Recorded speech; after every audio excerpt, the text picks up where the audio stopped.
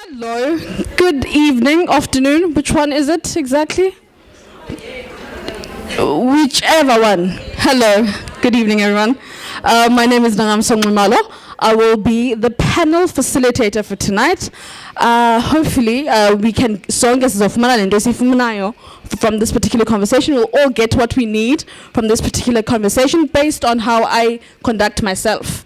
So you can assist with in determining whether I do well or not. Okay. But basically, to start off, right, we need a second mic. There is one, okay, because there's going to be. Is it working? Can you hear me? Good. Okay. Prof, can we check if that one's working? Hello, hello. Okay. Hello. Okay, just to start it off, could you kindly, ladies, hello, could you kindly introduce yourselves to us in any particular order so that we actually understand who you are from the horse's mouth? Not to say that you're horses or anything, but just to have an understanding of who you are. Okay, I'll start. Before you stop, Prof. Excuse me, sorry. People at the bar, could you kindly just settle down because we're trying to, yeah. Cool. Thank you. Sorry, Prof, you can go. Yeah, sure. Okay, so as Nangam so mentioned, my name is Ncoza Dlova. That's a Xhosa name. And I hail from a small village in King Williamstown. And I used to work here. Yeah. That's where I come from. And I used to work here in PE actually as an intern at Livingston Hospital. So I'm quite familiar with PE. And I'm a dean at UKZN Medical School. I think I'll say this one. I'm one female out of 9 deans who are male in South Africa.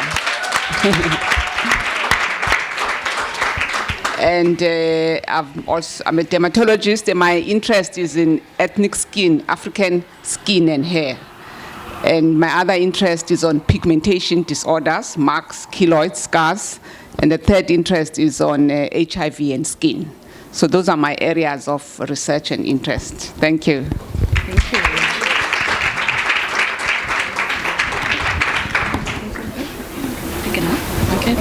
Hi guys, I'm Taryn. I'm founder of a local premium niche brand called The Perfect Hair.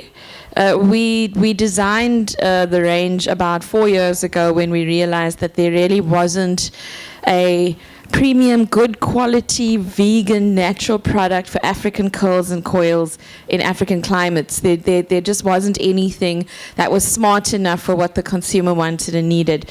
So we've built 3 ranges to date. We retail across several major channels, and my previous experience has been in publishing, media, and marketing.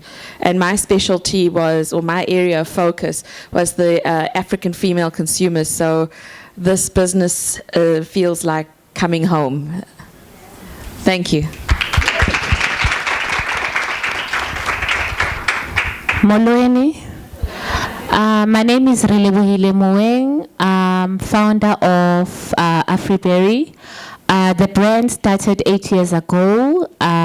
It was established through, I got involved in a car accident and incurred over 150 stitches on my face. And that's where my love for natural, pure, organic products started. And we basically began with argan oil and went on to formulate Jamaican black castor oil. We worked with the ARC to elongate the stem cells and to add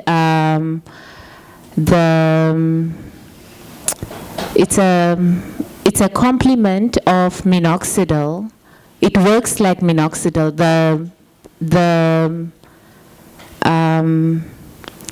Jamaican black castor oil, has got cow placenta extract, which is like minoxidil. So it works to elongate the hair shaft. And our products are basically head to toe. They're not really hair, they're not restricted to hair. They head to toe, so they can work for your face, for your body, but they're 100% pure organic. Thank you.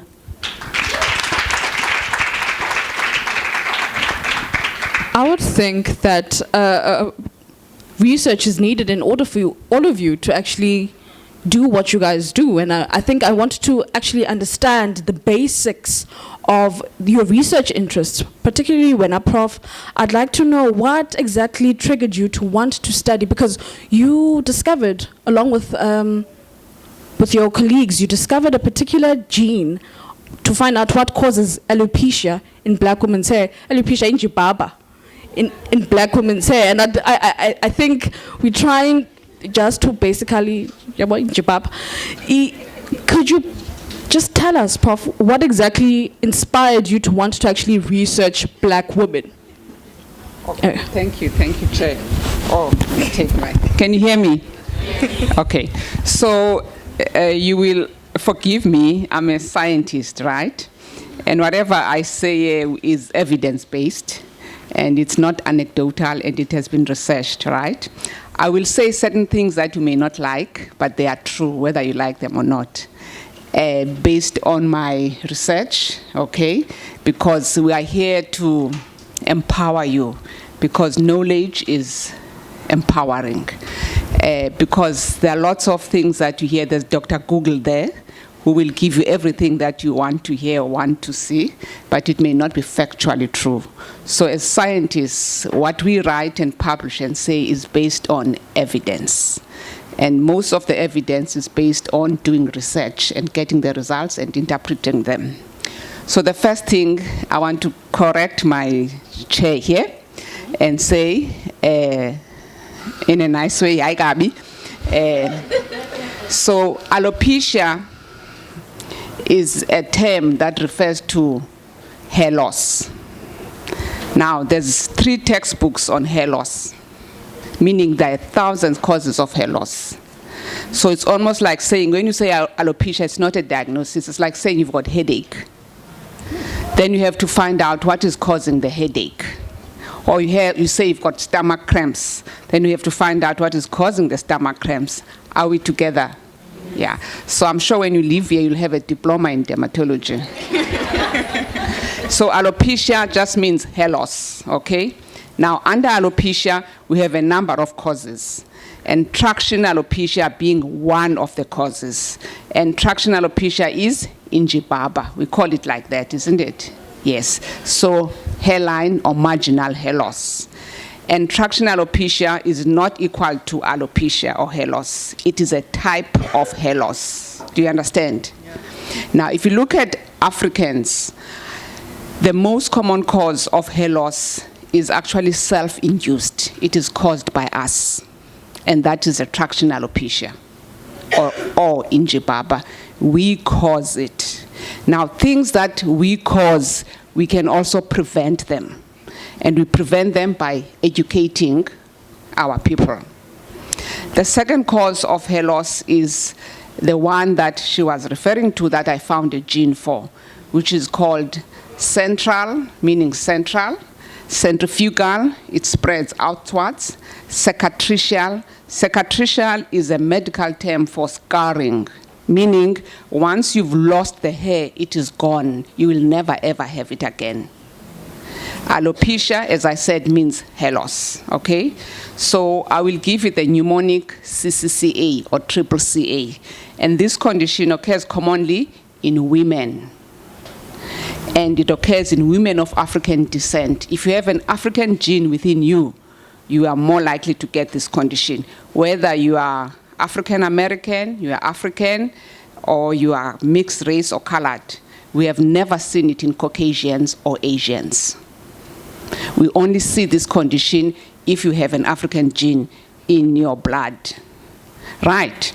So, traction alopecia, if I can start with that, you'll tell me when to stop. No, yeah. Traction alopecia will occur on the hair margins. And what causes this? You may not like it, but it is a fact. It is a pulling of hair. And the things that aggravate that marginal alopecia or injibaba or traction alopecia are, firstly, if you braid your hair, whether you braid with natural hair and it is tight, you're going to have traction alopecia in jibs. When you see pimples here or red bumps, you're going to have traction alopecia. And it's a cumulative thing. When you are still young and a teenager, you carry on and carry on, but by the time you're 20, 30, then your hairline starts regressing, okay? The second thing that causes traction alopecia is hair extensions. The heavier they are, the tighter they are, the rapid the rate of hair loss. So when you have done something on your hair and it's painful, you need to go back to your stylist and tell them, please undo this. When you've braided your hair or got Snoopy, it must feel like you haven't done anything on your hair. It must feel like there's nothing. If you feel pain or headache or pimples, take that, even if it was 1,000 rand to make it. Because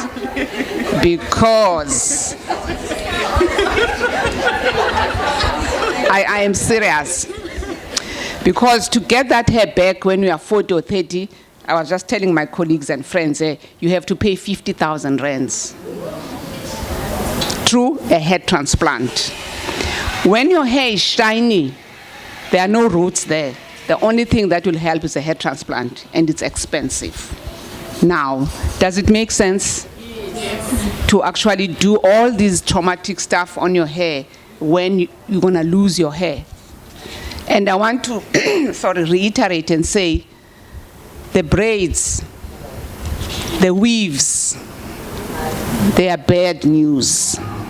I know you may not like this, but your moms and parents, they'll tell you. We have to learn to embrace our own natural hair, as much as we have to learn to embrace our own skin color. These are two things that I'm passionate about.